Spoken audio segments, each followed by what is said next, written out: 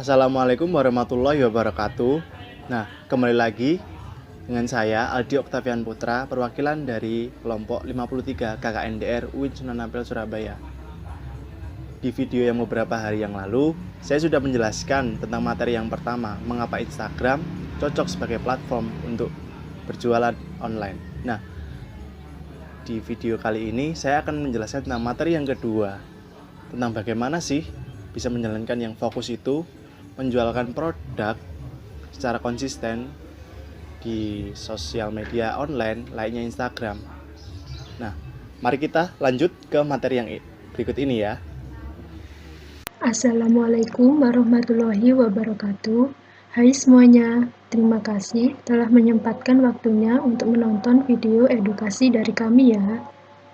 Sesuai dengan video yang pertama, kita akan membahas tentang materi yang kedua, yaitu mindset penting untuk kesuksesan online shop.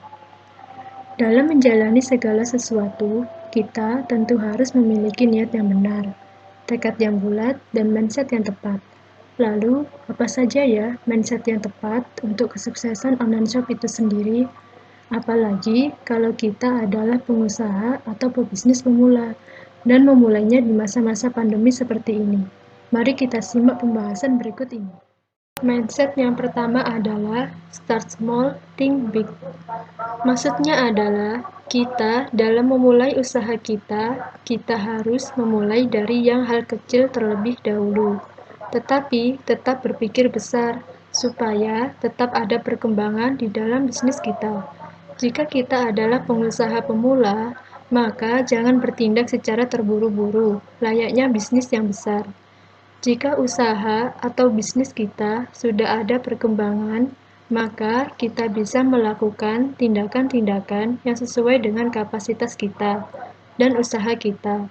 Atau istilah dalam bahasa Inggrisnya adalah you go as you go. Kemudian mindset yang kedua adalah fokus ke satu kategori bisnis. Maksudnya adalah kita fokus ke satu kategori bisnis.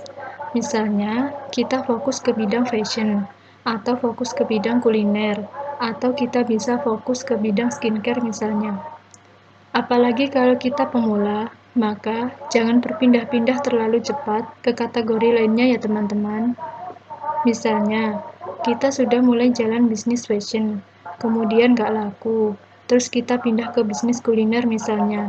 Sudah jalan sebentar, kemudian nggak laku lagi. Kita pindah ke bisnis skincare misalnya. Teman-teman kalau bisa jangan seperti itu ya. Minimal, kita menekuni satu kategori bisnis selama 1-2 tahun. Kenapa begitu? Karena setiap kategori bisnis pasti mempunyai masalahnya sendiri.